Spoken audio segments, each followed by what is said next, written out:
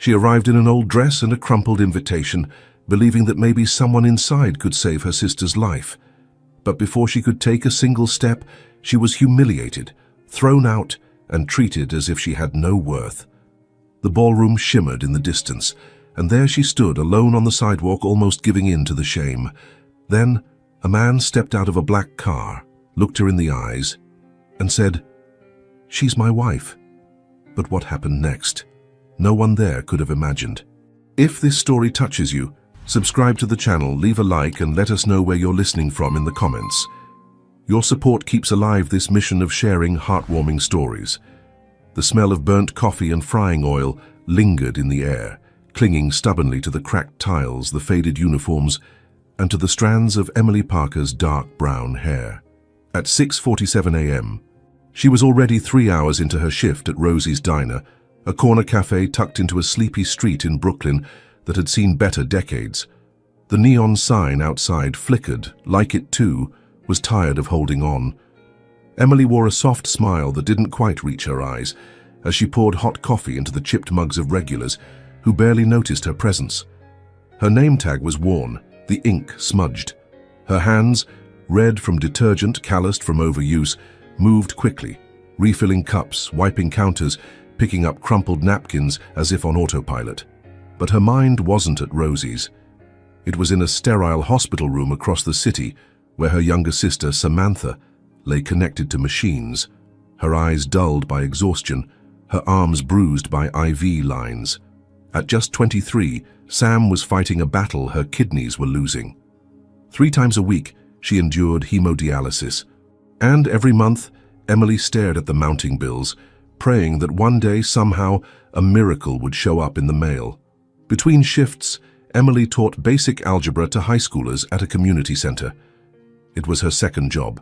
Not because she loved math, but because she loved Samantha. Love for Emily had always been measured in hours worked, meals skipped, and dreams postponed. That morning, as she stepped outside the back door to catch a breath of crisp air, her best friend Jasmine caught up with her, waving something golden in her hand. "Guess what I got?" Jasmine beamed, eyes sparkling as she handed Emily an envelope that shimmered faintly in the sun. An invitation to the Black Ridge Enterprises charity gala this Friday at the plaza. Emily blinked. "And why are you giving this to me?" "Because I want you to go," Jasmine said, her voice laced with mischief and hope. "I already RSVP'd no, but you need this night." Emily looked at the envelope as if it might burn her fingers. "Jazz, I don't belong at some billionaire's ball." "You never know," Jasmine whispered. "Maybe someone there could help Samantha. Rich people donate organs, money, time. Whatever guilt buys them peace." Emily laughed, but it was a short, bitter sound. "You think I'll walk in, find a stranger and say, 'Hi, my sister's dying, can you save her?' I think," Jasmine said, stepping closer, "you've spent your entire life taking care of everyone else. Maybe, just maybe, you deserve one night where you let the universe surprise you." Emily stared at the envelope. Golden edges, heavy cardstock, her name written in Jasmine's handwriting. She thought of Samantha's pale smile, her attempt at jokes between treatments, her bravery in silence. Maybe she did deserve one night. Friday arrived with rain tapping softly on the windows like a gentle warning. Emily stood in front of the mirror in their tiny apartment, wearing a navy blue dress that had once belonged to Samantha. It was a little loose at the waist and frayed at the hem, so she had pinned it with a few discreet safety pins. She'd curled her hair the best she could, applied mascara with a trembling hand, and slipped into her only pair of heels, scuffed but faithful. She didn't look rich. She didn't even look like she was trying to pretend. She looked like a woman who was exhausted, scared, but willing to try. The cab ride to the plaza felt surreal. She watched the streets of Manhattan blur past, the city too fast, too alive, too glittering. She clutched the invitation to her chest, hoping it still held some kind of magic. When she stepped out of the taxi and onto the red-carpeted steps of the grand entrance, she felt the eyes immediately, sharp, assessing, dismissive. A woman at the door, dressed in black and wearing a headset, blocked her path. "Name?" the woman asked. "Emily Parker," she said, voice barely above a whisper. The woman's eyes flicked to the list in her hand. then narrowed. "I'm sorry. You're not on the list." "I have an invitation," Emily said quickly, holding it out like a lifeline. The woman didn't even touch it. "This is non-transferable. If your name's not on the list, you're not coming in." Emily's cheeks flushed.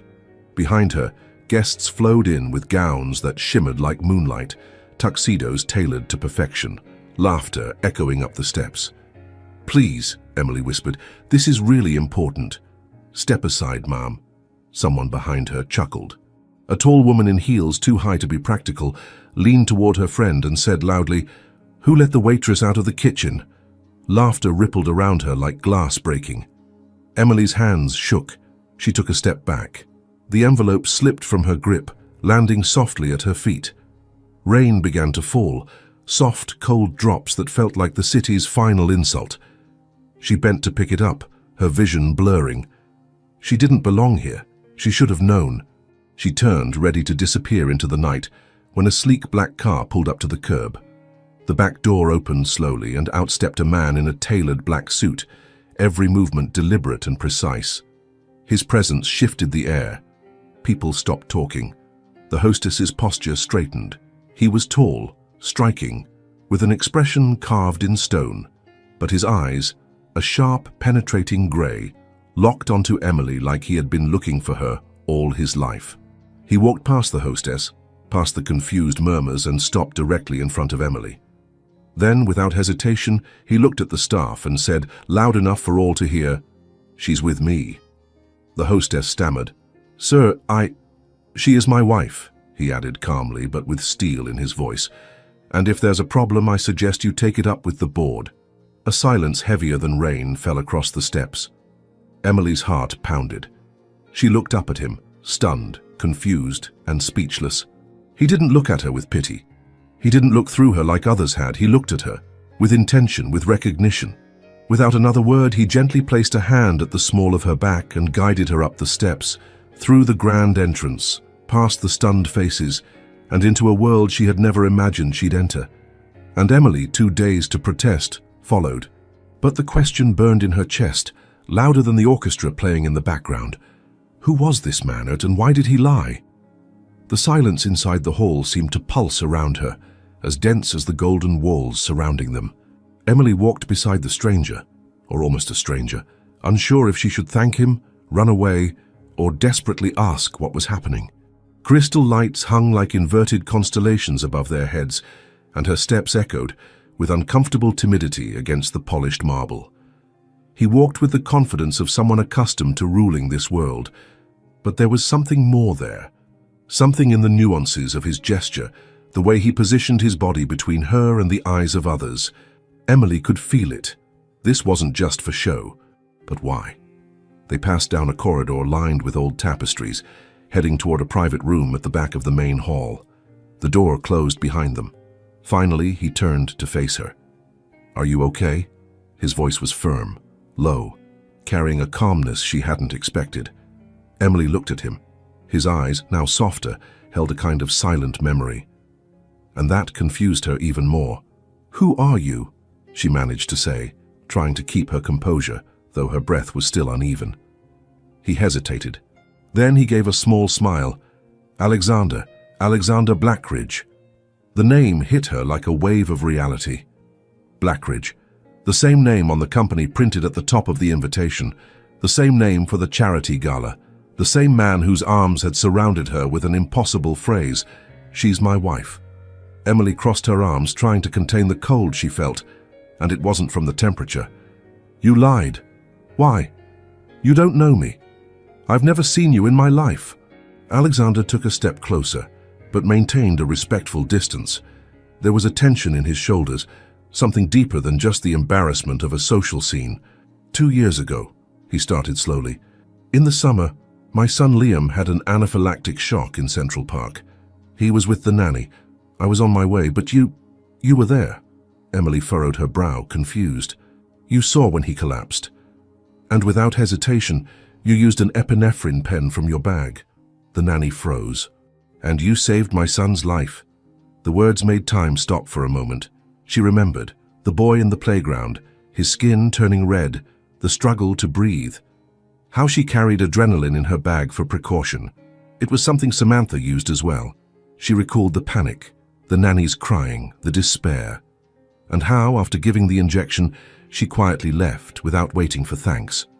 After all, she thought that the absent father would never know. "I tried to find you," he continued, "but you disappeared. The nanny didn't take down your name.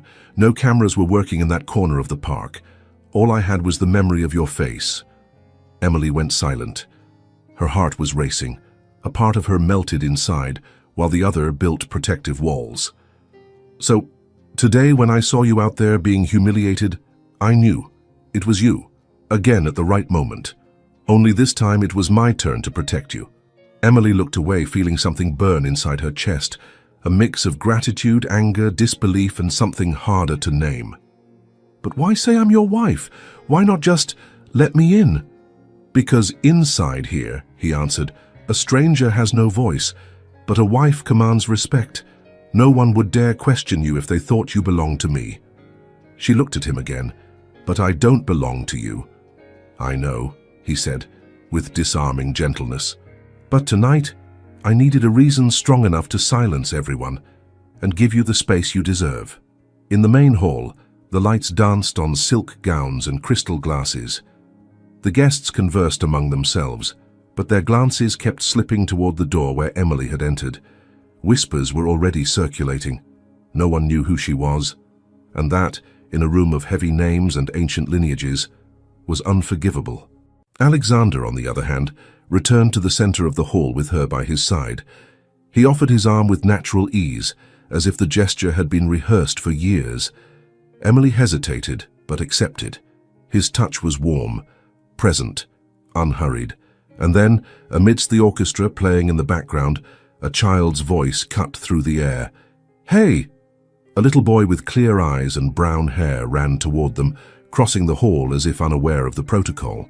His steps were eager, but his smile was pure. "You're the lady who saved me at the park." Emily crouched reflexively. Liam stopped in front of her, his wide eyes the look of someone rediscovering a lost piece of childhood. Without waiting for a response, he hugged her. "I remember your face, your voice. You said I was going to be okay."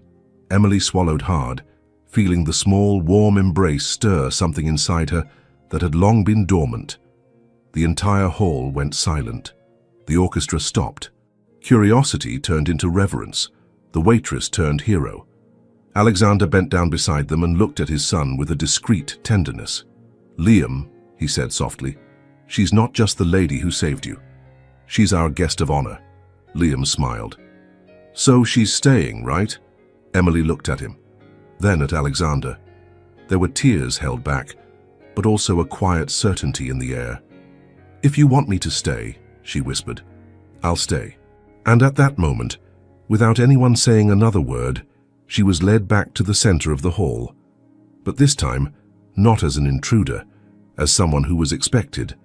However, as she sat at the table next to the most important guests, with a little boy smiling beside her and a CEO watching every detail of her with a care that couldn't be explained, something inside Emily still trembled.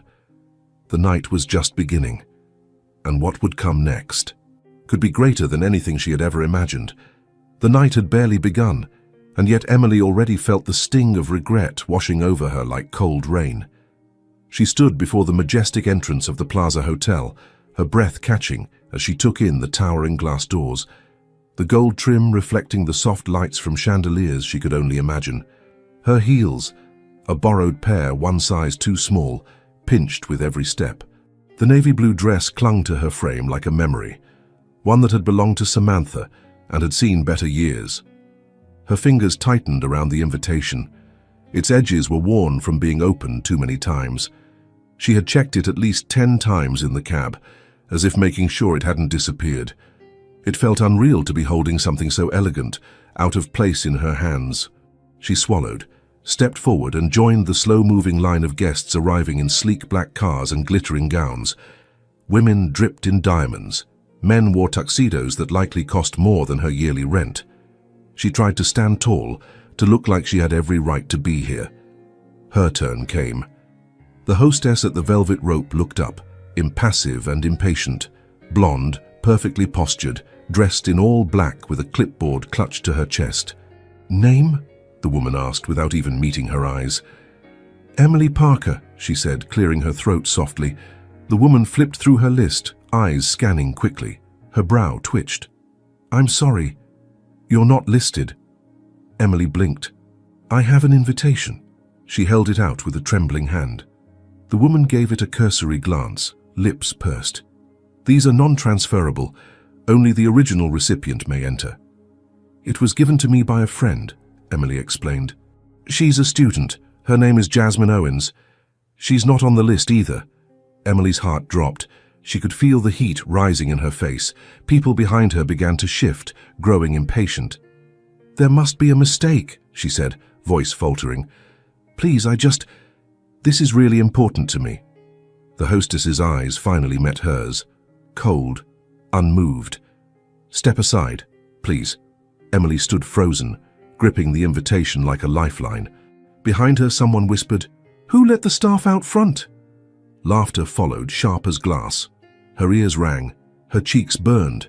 The invitation slipped from her hand and floated to the marble steps, landing like a discarded wrapper. She bent to pick it up, her fingers trembling. More laughter. Someone coughed dramatically. The line behind her kept growing. She was in the way. She turned, ready to flee, to disappear into the rain, to find a corner of the city where she could cry in peace, when a hush suddenly fell over the crowd. A black luxury car pulled up to the curb. The door opened and a man stepped out. He was tall, dressed in a tailored charcoal suit that hugged his frame like it was stitched by instinct. His presence was immediate, magnetic, the kind that made people stand straighter and speak softer. His eyes found Emily instantly. She couldn't move. He walked past the hostess and straight toward her, his gaze unwavering. The hostess straightened, her voice faltering. "Mr. Blackridge," but he didn't stop. He stopped directly in front of Emily and spoke clearly, calmly, and loud enough for everyone to hear. "She's with me." Gasps. A hush. The cameras stilled. Even the breeze seemed to pause. The hostess blinked. "Sir, she's not on the guest list." "She's my wife," he said, still looking at Emily. "Do you have a problem with that?" The word echoed across the steps like a thunderclap. Emily's eyes widened. Her knees threatened to buckle. "Wife?" The hostess stumbled backward.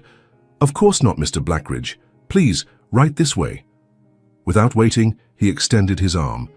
Emily stared at it for a second, unsure if she was dreaming, if she had finally lost her grip on reality. Then, slowly, she placed her hand in the crook of his elbow. His grip was steady, warm, familiar, somehow. They walked past the stunned crowd, past the velvet rope, and into the golden interior of the hotel. The chandeliers above glimmered like starlight on water. The polished floors reflected everything, her trembling steps, his unwavering stride, and the storm of questions that now roared inside her chest. Once inside the foyer, away from the watching eyes, Emily pulled her hand back. "Who are you?" she whispered. He turned to face her, his voice gentle. "We'll talk, but not here." Before she could protest, a soft voice interrupted them. "Daddy?" Emily turned just in time to see a small boy, maybe 5 or 6, run toward them through the crowd of elegantly dressed guests. He had light brown curls and bright, curious eyes. Alexander bent to scoop him up. "Liam," he said with a rare softness. The boy turned his attention to Emily, and then his eyes lit up. "It's you," he said, pointing excitedly. "You're the lady from the park. You saved me." The words hit her like a sudden wind. Emily's eyes darted to Alexander's. He gave a small nod, like confirmation of a truth too big for words. "I remember you," Liam said, wrapping his small arms around her waist in a hug so pure, so unexpected, that Emily had to blink back the sting in her eyes. Gasps sounded again around the room. The crowd, once cold and skeptical, now watched in reverent silence. Alexander stood tall beside them, his arm slipping protectively around Emily's shoulder. "This woman," he said to the nearest group of onlookers, "saved my son's life 2 years ago. I never forgot her face." No one dared to speak. No one laughed. The tension from the door was gone. replaced by stunned admiration, whispered apologies, and awe. Emily stood frozen. She had come here hoping someone would help her sister. She had come prepared for humiliation. But what she found was something far more dangerous: hope. The grand ballroom of the plaza glowed like a palace torn from a fairy tale. The chandeliers shimmered with soft amber light, casting golden halos over the marble floors. Music flowed like silk through the air, a delicate melody from a live string quartet nestled beside a grand staircase. But Emily could barely hear it. Her ears were still ringing from what he had said. "She is my wife." Emily sat in a cushioned velvet chair near one of the central tables, her posture stiff and unnatural. Her fingers toyed with the linen napkin in her lap as she tried to breathe evenly. Around her, the crème de la crème of Manhattan society mingled and whispered, and though no one dared approach her yet, she could feel the stares sliding over her skin like invisible arrows. Beside her, Alexander Blackridge remained calm, unbothered, like he belonged to the silence between the strings of the orchestra. He leaned slightly toward her, his voice so low it felt like a shared secret. "I know that was unexpected," he murmured. "You think?" she replied, turning to him, her voice shaking with restrained emotion. He didn't flinch. "I had to get you in. I had to protect you." "But you lied." Her eyes narrowed. "You called me your wife." "I did," he said without apology. She stared at him, unable to find the words that matched the chaos inside her. The humiliation from earlier was still fresh, still burning under her skin. And yet, here she was, seated among the elite, in a ballroom where she never belonged, simply because one man with power had spoken on her behalf. She hated how that made her feel: grateful, angry, visible, invisible, all at once. "Why?" she asked finally, her voice barely above a whisper. "Why would you do that for me?" Alexander leaned back, his gaze locked with hers, and then he said something that stole the breath from her chest. "You saved my son." Emily blinked. "Excuse me." "2 years ago," he continued, his voice more tender now, "in Central Park, my son Liam had a severe allergic reaction. My nanny froze. She had no idea what to do. But you acted without hesitation. You used an epinephrine pen. You saved him before I even arrived." Emily's mind raced back. The boy, the wheezing, the panic. She had always kept an EpiPen in her purse for Samantha, just in case. She never expected to use it on a stranger. "I remember," she said softly, more to herself than to him. "I've looked for you ever since," he admitted.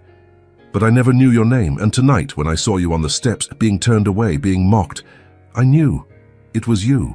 Emily swallowed hard. Her throat tightened. She wanted to argue, to tell him that what he did was reckless, ridiculous even. But instead she asked, "Why didn't you just tell me?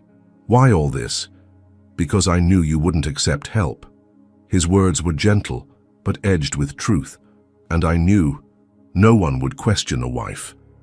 The moment hung between them like a fragile thread, stretched too tight. Emily looked down at her hands, and then at the grand room around her. Waiters in white gloves, politicians with false smiles, women who hadn't worn the same dress twice in their lives. She didn't belong here. But somehow, she had been brought in not through status or power or money, but because of a single selfless act of kindness. And now that act had rippled its way back into her life in a way she could never have anticipated. Alexander stood. "Come with me." Before she could answer, he gently offered his hand. Her hesitation lasted only a moment. Then she rose, and together they walked toward the side of the ballroom where a child's voice could be heard laughing. "Liam." The boy lit up when he saw Emily. He was seated on a small cushioned bench, dressed in a mini tuxedo that somehow made him look even younger. "Hi," he said excitedly. "Are you staying for the whole party?" Emily smiled despite herself. "Only if they don't kick me out again." Liam laughed, a pure, high-pitched sound that seemed to soften even the hardest edges of the night. He climbed off the bench and ran to her, wrapping his arms around her waist. "I told Daddy I remembered you," he said. "You told me I was brave. You held my hand." Emily's eyes shimmered. "And you were brave." Alexander watched them quietly, a rare warmth softening his usually sharp features. Liam looked up at his father. "Can she stay with us?" Emily blinked, caught off guard. I don't think that's how galas work." But Liam's face turned serious. "Not here. At our house." "Liam," Alexander started gently, but Emily knelt in front of the boy. "Thank you," she said, brushing a curl away from his forehead. "That's the nicest thing anyone said to me in a long time." When they returned to the main room, the atmosphere had shifted. Word had spread. The woman no one recognized was now the mysterious heroine who had saved the Blackridge heir. Whispers were replaced by curious glances. Servers refilled her glass without being asked. A senator's wife offered her a polite smile. Still, Emily felt a wall between her and them. A subtle divide, one she wasn't sure would ever disappear. Back at their table, a small group of executives approached. "Alexander," one of them greeted. "We'd love to speak with you about the new merger." "Later," Alexander cut in, his voice even but firm. "I'm with someone." The executives exchanged awkward looks but nodded. Emily's brow furrowed. "You didn't have to do that." "Yes," he said, not looking away from her. "I did." A while later, Alexander leaned closer. "I'd like to offer something. If it's another fake marriage proposal, I think I've met my quota for tonight," she replied dryly. He chuckled, low and genuine. "No, I want to help your sister." Emily froze. He knew. "I had someone look into you," he admitted. "Your name, your jobs, your sister's condition. I hope you're not angry." She opened her mouth, but no words came out. "I could pay for the transplant, the treatments, everything," he continued. She stood abruptly. "No." He rose, startled. "Emily." "No," she said, voice firmer now. "You don't get to rescue me again like I'm some charity case." "I'm not offering charity," he said quietly. "I'm offering a role." She looked at him, confused. "I'm looking for someone to care for Liam part-time," he explained. "His nanny is retiring. He already trusts you. You'd be paid, housed, and free to keep your teaching job. I'm not saving you, I'm hiring you." Her heart raced.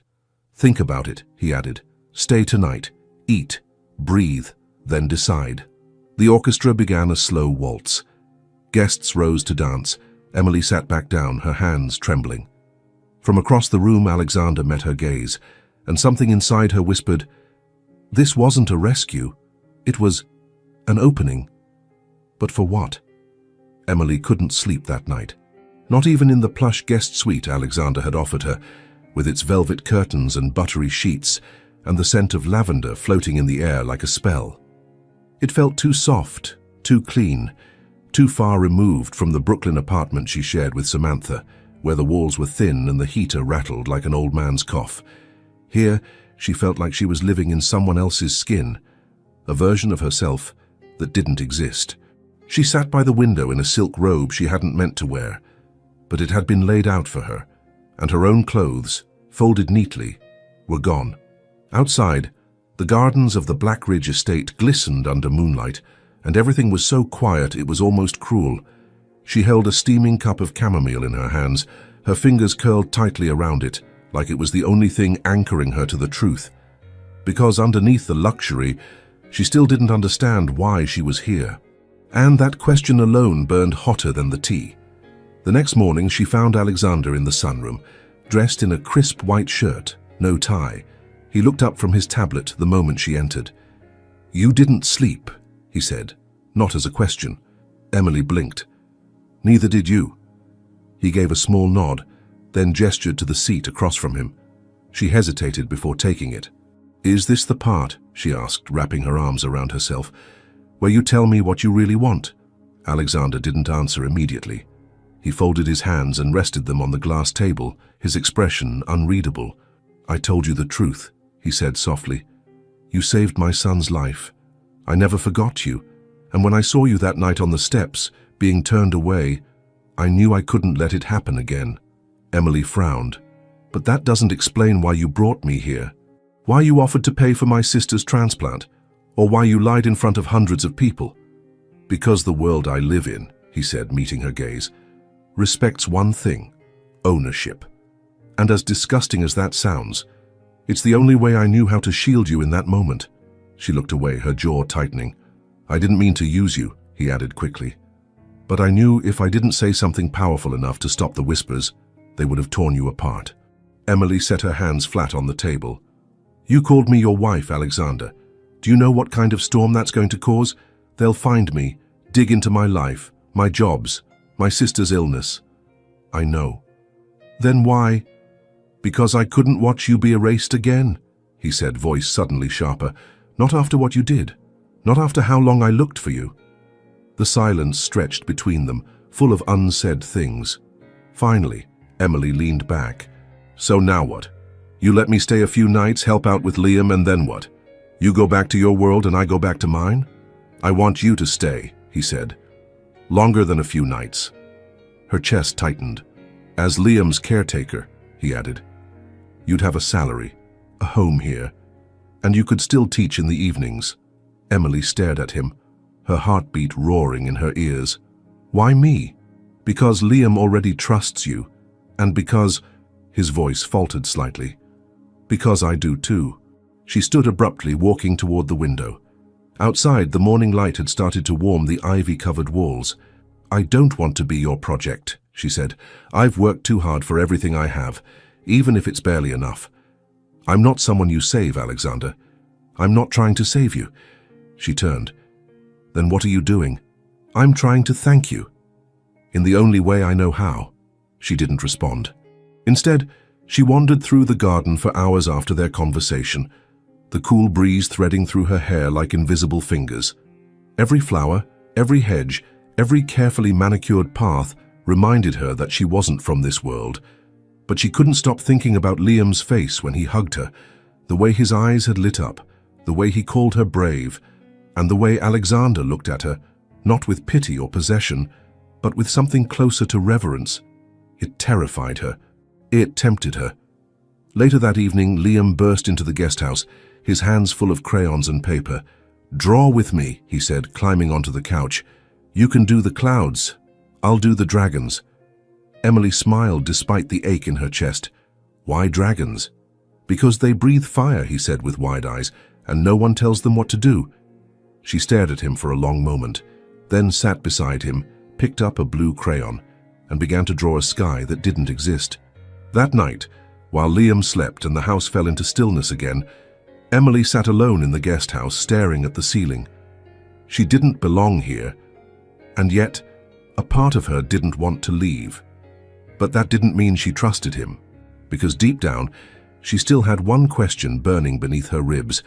What happens when the truth reaches the world outside these walls? The morning sun filtered softly through the tall windows of the guest house, painting long golden lines across the wooden floor. Emily stood barefoot in the kitchen, wearing an oversized sweater and clutching a steaming mug of tea.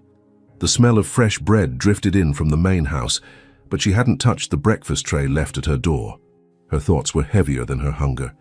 She heard light footsteps approaching before she saw him. Liam. He peeked around the open door with a crooked smile, holding a drawing in one hand and a half-eaten apple in the other. "Hi," he said. Emily smiled. "Hi, Dragon Master." He giggled. "You remembered." "How could I forget?" she said, walking over and kneeling in front of him. "Your dragon had 10 wings and sunglasses." "It was a summer dragon," he said seriously, as if that explained everything. He handed her the drawing. It was a mix of clouds, stars, a castle in the sky, and a little stick figure labeled "Me" standing beside a taller one marked "You." Emily looked at it for a long time before speaking. "Why did you draw this?" she asked gently. Liam tilted his head. "Because you were there. That day." Her breath caught. "In the park," she whispered. He nodded. "I remember your voice," he said.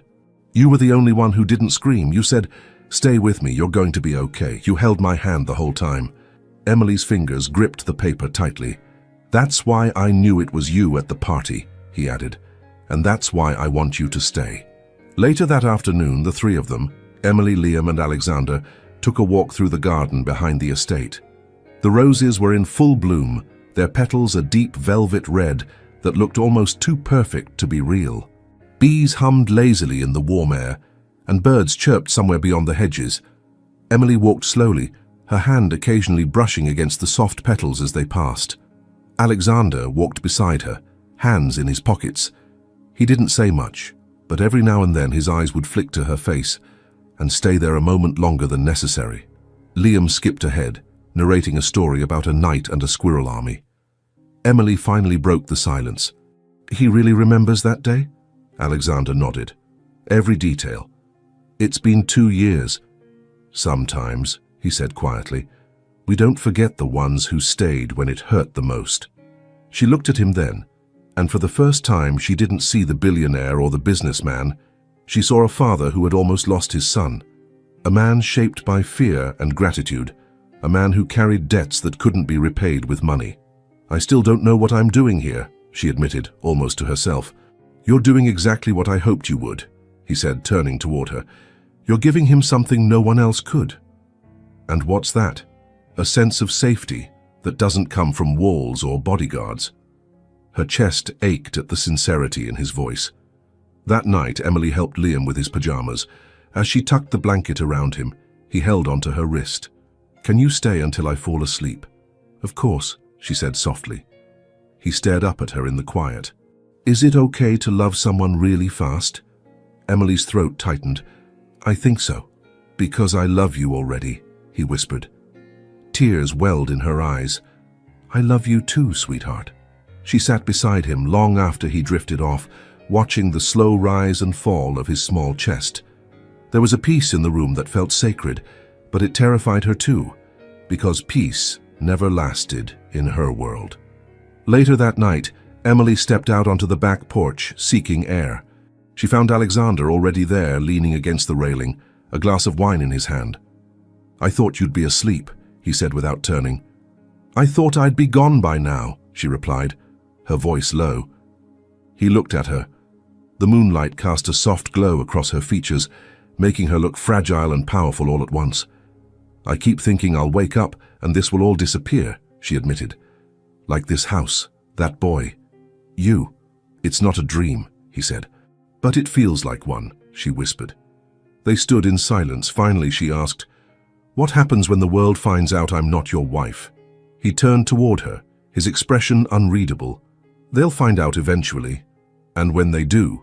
Alexander didn't answer immediately. He stepped closer, stopping just inches from her.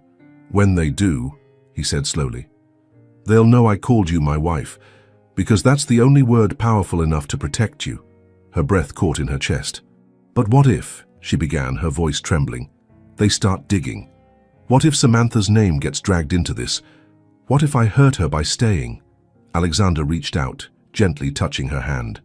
"Then we protect her too."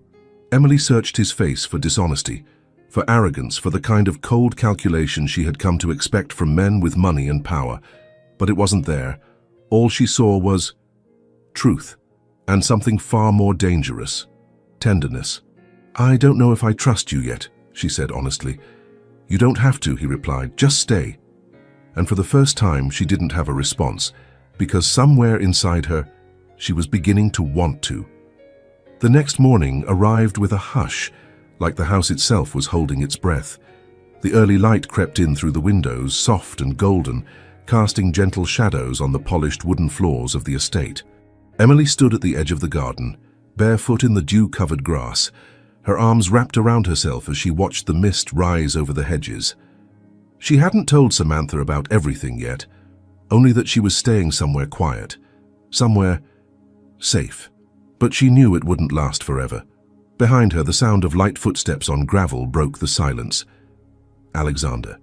He wore a simple black sweater and dark jeans, casual but still elegant, still completely unlike anyone she'd ever known.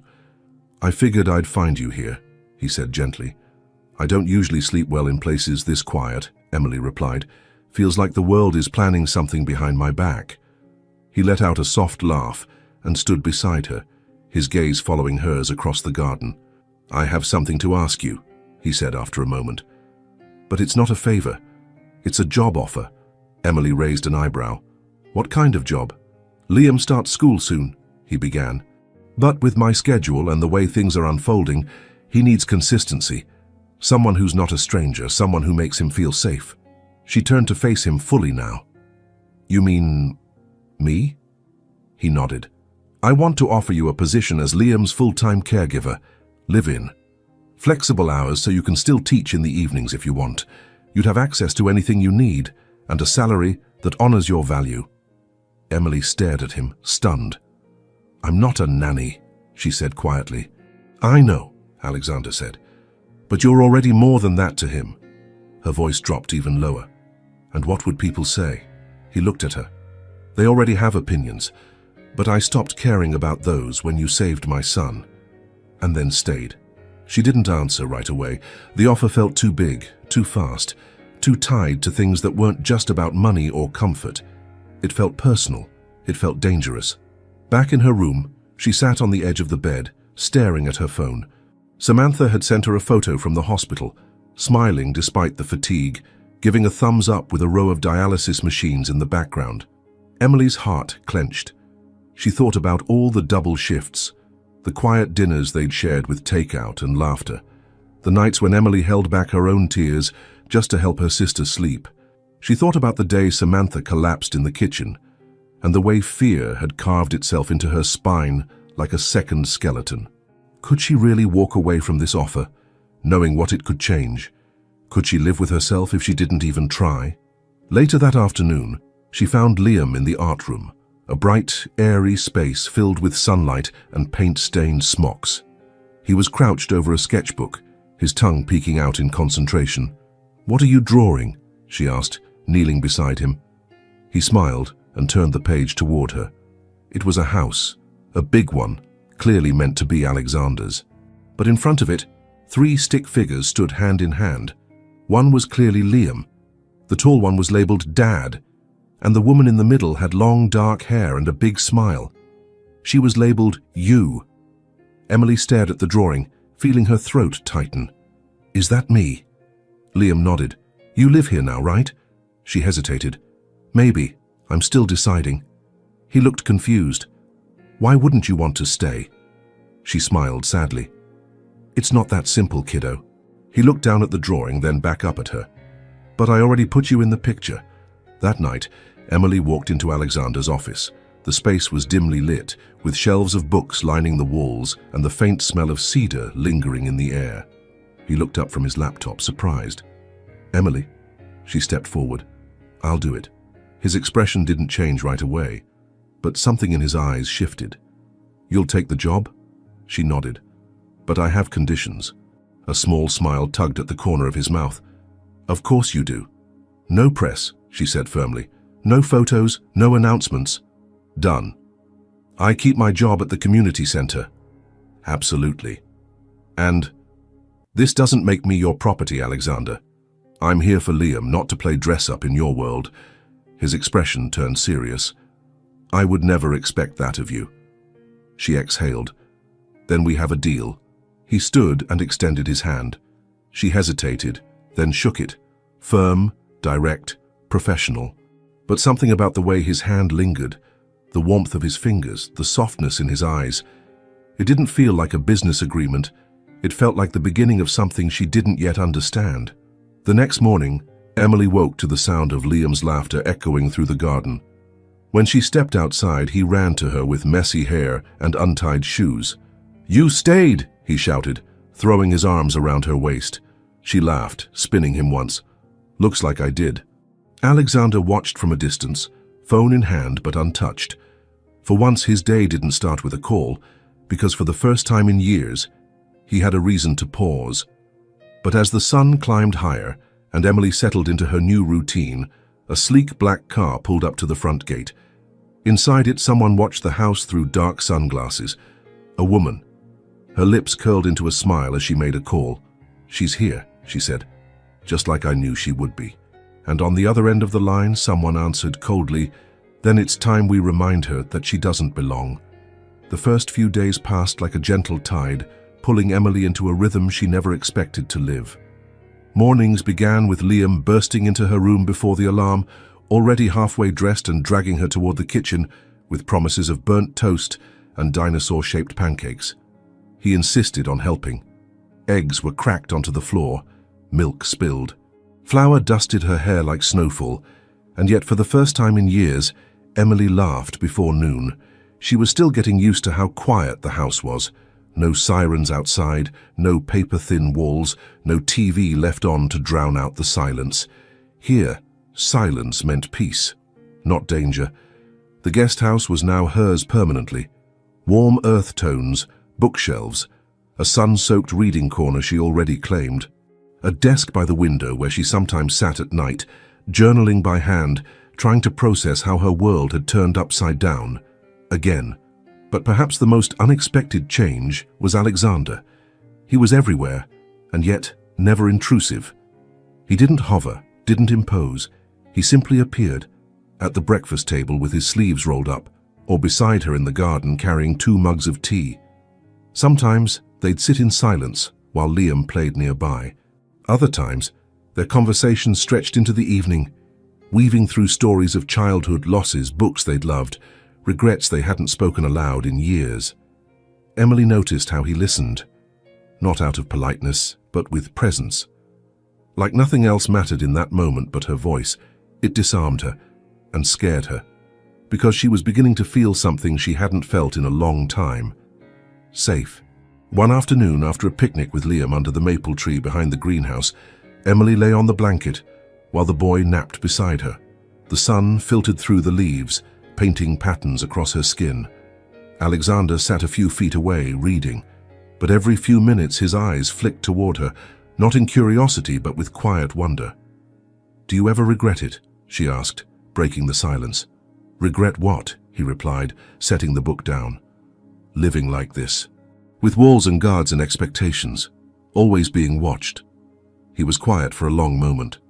"Sometimes," he admitted, "but then I look at Liam, and I remember why I built this world in the first place."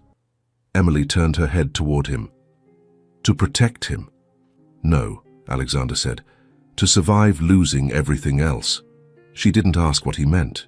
She didn't need to, because in his voice, she heard the weight of a man who had been broken once and learned to walk without showing a limp. That night, after Liam went to bed, Emily sat alone on the porch of the guest house, wrapped in a cardigan and sipping herbal tea. She watched the fireflies blink in the distance, the night humming gently around her. Alexander appeared in the doorway with 2 cups. She took one silently. "I got a call today," he said, "from the school board." Emily looked up. "They're opening a position at the community center, full-time, benefits. You were recommended." Her eyes widened. "How?" He shrugged. "You're qualified. They'd be lucky to have you." She smiled, setting the cup down. "You didn't have to do that." "I didn't," he said. "I just made sure they saw what I already do." There was a pause, tender, vulnerable. "Thank you," she whispered. Alexander looked at her then, really looked at her, and something passed between them. Something that asked permission, something that didn't rush. But before either could speak, Liam's voice called from inside the main house. "Daddy?"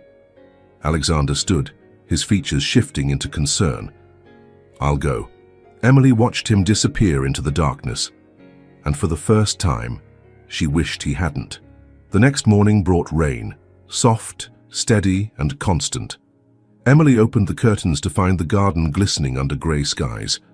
Liam ran into the kitchen in pajamas, clutching a paper crown and declaring himself King of Rainland. She bowed dramatically. "Your Majesty." He beamed. "As Queen of Toast, you must join me in the royal fortress." They built a blanket fort in the living room, watched cartoons, ate grilled cheese on the floor, and in the middle of it all, Alexander appeared with a tray of warm cocoa. He sat with them, cross-legged in a suit, his tie loosened, his smile rare and genuine. For a moment it felt like they were a family, not perfect, not official, but something real. And it scared Emily more than anything, because she didn't know how to survive losing that. Later that evening, she video chatted with Samantha. Her sister looked tired but hopeful. "You're glowing," Sam said, raising an eyebrow. "Who is he?" Emily rolled her eyes. "He's just complicated." "Complicated, rich, or handsome?" "All of the above," Emily muttered. Samantha grinned. "Don't you dare fall in love, Em. Your heart's too good to survive a man like that." Emily laughed. But later, as she lay in bed, those words lingered. Too good to survive a man like that? She stared at the ceiling, listening to the wind brush against the windows. She hadn't planned for any of this, and yet here she was, drawn into something deeper than a job. Because somewhere along the way, she stopped pretending this was temporary. The weekend arrived cloaked in sunshine, as if the sky itself had chosen to reward Emily for surrendering to the unknown. The estate bloomed with laughter. Liam playing soccer with a dog that mysteriously wandered in and refused to leave, Emily watering the hydrangeas with a quiet hum, and Alexander watching them both from the veranda, a faint smile tugging at the edge of his mouth. It was the kind of peace that made her forget how quickly it could all fall apart. Emily didn't notice the black car parked across the street until much later. She had just returned from the market, carrying fresh bread and fruit in a paper bag, when she saw it, sleek, tinted, still, watching. She slowed her steps. Inside the gate, the security guard tipped his hat to her, oblivious. But her skin prickled with the kind of unease that couldn't be reasoned away. She told herself it was nothing, a coincidence, a visitor, a paranoid thought rooted in trauma, not reality. But that night, as she put Liam to bed and kissed his forehead, she couldn't shake it. And when she finally returned to her guest house, the envelope waiting on the doorstep stopped her cold. No name, no seal, just her, alone, with the past knocking again. She opened it with trembling fingers. Inside, a single newspaper clipping, old, yellowed. A photo of a teenage Emily standing outside a Brooklyn courthouse, holding Samantha's hand, facing reporters after their parents' sentencing. Sisters of convicted fraudster escape foster system. Her knees buckled. She sat on the steps, the air suddenly thin. It had taken years for people to stop whispering, and now it was back. The next day, she barely spoke. She helped Liam get ready, answered his questions, read his favorite dinosaur book. But she wasn't there, not really. Alexander noticed. He found her in the garden that afternoon, sitting cross-legged beneath the tree where she once drew dragons with Liam. She looked up as he approached. He didn't say anything, just waited. She handed him the envelope. He read the headline. His jaw tightened. But when he looked at her again, his eyes were steady. "You don't owe me an explanation." "But you deserve one," she said quietly. "It wasn't us. It was our parents. We were just kids, but the press didn't care. They made us the face of it. We lost everything." He sat beside her, his shoulder brushing hers. "I never believed you had anything to explain." Her voice cracked. "Then why do I feel like I'm still running?" Alexander was silent for a long moment. Then he said, "Because some wounds leave trails." The next day she received another letter, this time typed. "You may have convinced him you belong, but the rest of us know the truth." Emily's hands trembled as she folded the paper. She didn't cry. She didn't scream. She just shut down. Later that evening, she stood in the entryway of the main house. Liam had gone to bed early. The halls were quiet. The lights dimmed. Alexander found her there, arms crossed, eyes vacant. "I need to leave," she said. "No," he replied instantly. "This isn't safe." "It's not you they're targeting," he said. "It's us." She shook her head. "I can't bring this to you, to Liam." Alexander stepped closer. "Emily, you're not the storm, you're the calm in it." Her eyes welled up. "You don't understand what it's like to be haunted." "I do," he whispered. "More than you think." That night she dreamed of fire, of a courtroom filled with whispers, of holding Samantha's hand in the dark, promising that one day they would be safe. But she had never imagined safety would look like this, and now that she'd found it, she was terrified of losing it. She left just before sunrise. The sky was still bruised with sleep, painted in shades of purple and indigo, as Emily slipped through the quiet halls of the guest house. Her steps were soft, rehearsed, her bag already packed. No suitcase, just a worn canvas backpack, filled with what she came with and a few folded drawings Liam had left on her nightstand. She didn't want to leave, but she had to. There was no dramatic goodbye, no whispered confession or last-minute embrace. Just a note left on the kitchen counter in the guest house, written in handwriting shaky with heartbreak. "I'm doing this because I care. Tell Liam I'll never forget him. Please protect my sister. Please don't come after me. Emily." She placed it next to the mug she always used, the one Liam had painted with stars and her name in crooked letters. Then she walked out into the dawn. The cab she had called the night before was waiting just beyond the gate, engine purring like it sensed something fragile was being carried. Emily didn't look back. She couldn't. In the main house, Alexander woke with an unsettling stillness in his chest. He couldn't explain it, but something was off. He checked the time, 6:12 a.m. Too early for meetings, too quiet for Liam. He moved through the hallway, instinct guiding him. When he reached the guest house, the door was unlocked. The bed was made. The room was too still. And then he saw the note. He stood frozen, the paper trembling in his hand. He didn't speak. He didn't move. Only his breath changed. Slow at first, then shallow, then deeper, like someone resurfacing after being held underwater too long. Liam noticed her absence by breakfast. He ran to the guest house in socked feet, calling her name with his dragon crown crooked on his head. When he didn't find her, he went to his father, panic etched in his small voice. "Where's Emily?" Alexander knelt in front of him, his voice strained. "She had to go." Liam's eyes filled with tears. "But she didn't say goodbye." Alexander pulled him into his chest and held him there, letting the silence speak what he couldn't. He didn't know how to explain abandonment when it wasn't cruelty, but protection. And still, it didn't make the loss any softer. Back in Brooklyn, the apartment was colder than Emily remembered. Samantha looked up from the couch as she entered, confusion quickly giving way to concern. "What happened?" "I couldn't stay," Emily said softly. "It wasn't safe, for them or for us." Samantha sat up.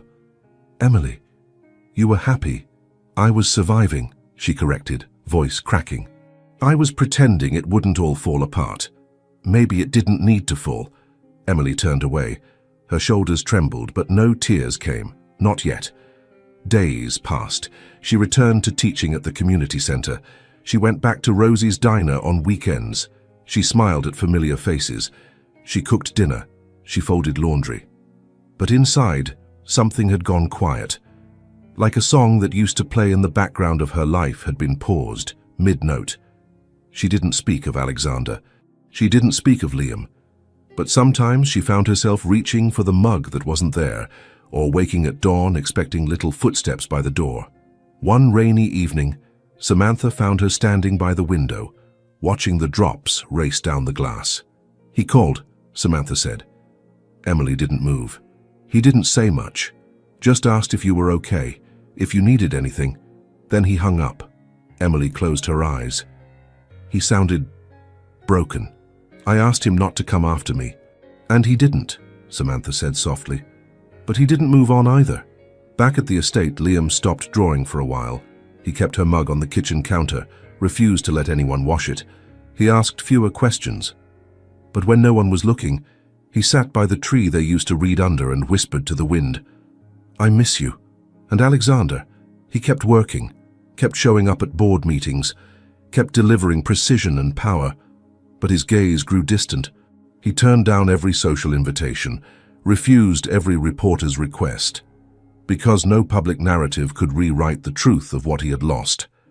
One night, as he stood in Emily's guest room, untouched since she left, he saw something tucked between the pages of a book she'd borrowed, a paper crane, drawn in pencil, with 3 names written underneath: Liam, Emily, Alexander. No title, no promise, just 3 names and the memory of something almost whole. He closed the book slowly and whispered into the empty room, "Come home." The sky was silver with rain when Emily heard the knock. She had just finished her shift at Rosie's diner and was wiping down the last table when the front door creaked open. Not all the way, just enough for a gust of wind and a drenched little boy to slip through. She froze. Her heart stopped. Liam? He stood there shivering, his jacket soaked, his sneakers squelching with every step. His hair was plastered to his forehead, and he looked smaller than she remembered, as if something inside him had folded in on itself during the days they'd been apart. "Hi," he said, his voice breaking. "I found you." Emily rushed to him, dropping the towel, her hands reaching instinctively to his arms, his cheeks, his forehead. "Oh my God, what are you doing here? Are you alone? Are you hurt?" He didn't answer at first. He just wrapped his arms around her waist, pressing his face into her apron, and whispered, "Please don't make me go back without you." 10 minutes later, they were inside the back of the diner, wrapped in a warm blanket. Emily had made him cocoa and sat him on the counter while she tried to make sense of everything. "Liam, where's your dad?" "I left a note," he said quietly, "just like you did." Her breath caught. "He doesn't know where you are." He shook his head, looking down. "But I remembered the name of your diner, and I remembered the subway. I watched which stops you used to get off. I followed the signs." Emily stared at him, not sure whether to cry or scold or collapse. "You came alone through New York City," she whispered. "In the rain." He nodded. "Because I missed you and because I didn't want to wait anymore." She pulled him into her arms and held him so tightly she feared she might break him, or herself. "I'm sorry I left," she whispered against his wet curls. "I thought it was the right thing." Liam pulled back just enough to look at her. "You were wrong." An hour later, the front door opened again. Emily didn't have to turn to know who it was. She felt it, the shift in the room, the sudden tightness in her chest, the storm that followed her wherever he was. Alexander. He stood in the doorway, soaked to the bone, his coat unbuttoned, his tie missing, and his face etched with something rawer than rage. Fear. "Is he okay?" was all he asked. Emily nodded, guiding Liam toward him. The boy ran the last few steps, burying himself in his father's arms. Alexander dropped to his knees, holding him tightly, his eyes closing as he exhaled for the first time in days. "I'm sorry," Liam said, muffled. "I just wanted her." Alexander nodded into his son's shoulder. "I know." Emily stood frozen by the counter, unsure what to say, what to feel.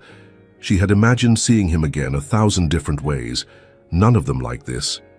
When Alexander finally looked up at her, his voice was low, steady, and full of everything she'd tried to forget. "That night at the gala," he said, "when I said you were my wife, I didn't just say it to protect you." She swallowed. "I said it," he continued, rising to his feet, "because in that moment, I wanted it to be true." They walked in silence through the rain to the black car waiting at the curb. Liam fell asleep almost instantly in the back seat, wrapped in a dry blanket. Alexander opened the passenger door, holding it for her. She hesitated. "You don't have to go back," he said gently. "But if you don't come with us tonight, I'll wait outside every night until you change your mind." She turned her face toward the rain. "This world of yours," she said quietly, "it doesn't belong to people like me." He stepped closer. "Then I'll build one that does." And he didn't say more, he didn't beg, he didn't demand. He simply opened the door wider. Emily looked down at her wet sneakers, at the cracked pavement beneath them, and then at the small hand that had reached out from the back seat, still half asleep, still holding her paper crane. She stepped inside, and as the car pulled away from the diner, leaving behind steam and streetlights and everything she once knew, Emily didn't look back. Because this time she wasn't running. The wedding wasn't at a cathedral. It wasn't at a vineyard or on some sun-drenched rooftop with champagne towers and a string quartet flown in from Paris. It was at the Brooklyn Community Center, the same place where Emily had taught algebra in the evenings for nearly 5 years. The walls were painted by children's hands. The floor creaked under old basketball nets. And yet that afternoon, it looked more beautiful than any ballroom she had ever dreamed of. Paper garlands hung from the ceiling, cut and colored by the kids Emily once taught. They twisted gently in the breeze from a rusty ceiling fan. Folding chairs lined the gym floor in uneven rows. Mason jars filled with wildflowers sat on each windowsill. It was imperfect, it was real, and it was hers. Samantha stood beside her, radiant and healthy, holding the bouquet and blinking away tears. "You know," she whispered, "if I collapse during the ceremony, it's only because you didn't let me wear heels." Emily laughed softly, her hands trembling as she adjusted her dress, a simple, elegant ivory gown with lace along the sleeves. It wasn't designer, it wasn't expensive, but it had been chosen with love. just like everything else. Liam was the ring bearer, wearing a little navy vest and a nervous grin. He held the pillow like it was made of glass. Before the ceremony started, he tugged at Alexander's suit jacket and whispered, "She's really staying this time, right?" Alexander knelt, straightening Liam's collar. "Yes," he said gently. "She's home now." When the music began, just a single acoustic guitar, played by one of the teenagers from the center, everyone turned, and Emily entered. The entire room seemed to hold its breath, not because of how she looked, though she did look beautiful, but because of the way Alexander looked at her, like she was the answer to a question he hadn't known how to ask, like he had been waiting for this moment his whole life without realizing it.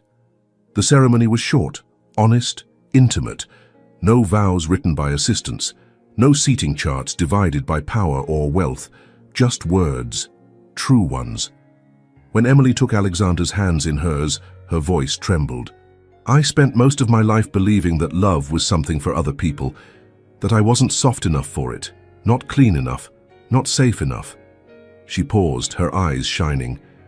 "But then you saw me, not just once, but again and again, when I was angry, when I was scared, when I was gone, and you never stopped choosing me."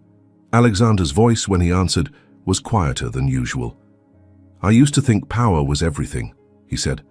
"That control could protect me. That silence was strength." He looked at her, eyes brimming. "But you taught me that real strength is allowing yourself to feel, to stay, to hope, even when the world tells you not to." When they kissed, there was no applause, just stillness, just breath, just the sound of Liam giggling, whispering too loudly. Finally, the reception was held in the same room, the chairs pushed aside and replaced by long folding tables covered in checkered cloths. Someone's grandma had cooked the rice and beans. Samantha had baked 3 lopsided pies, and the wedding cake, a lemon one-layer with buttercream, had the words, "Always a place for you," written across it in shaky icing. Emily didn't stop smiling. She danced with Liam. She cried when Samantha gave a speech and called her the bravest sister in the world. And when Alexander pulled her onto the makeshift dance floor for their first dance, she pressed her face to his chest and let the warmth of him sink into her bones. "I still feel like I'm dreaming," she murmured. "You're not." She looked up at him. "How can you be so sure?" "Because I never believed in dreams," he whispered, "until you came back." Later that night, after the last song, after the candles had burned low and the children had fallen asleep in corners of the room, Alexander and Emily walked alone through the quiet streets of Brooklyn. The air was cool. The city, for once, felt calm. They stopped outside Rosie's diner, the same place where Emily once wiped tables and counted tips and held 1,000 silent prayers in her chest. Alexander looked through the window. "You were right here when I found out who you were," he said. She smiled faintly. "And I was right here when I decided I didn't believe you." They stood there a long time. And then Alexander asked softly, "If that night at the gala, if I hadn't said you were my wife, and what would you have done?" Emily looked up at him, her eyes full of the answer. "I would have left, gone home, put the dress back in the closet, maybe never worn it again." "And now?" She leaned in, her hand resting over his heart.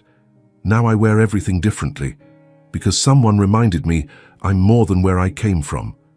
He kissed her, slow, certain.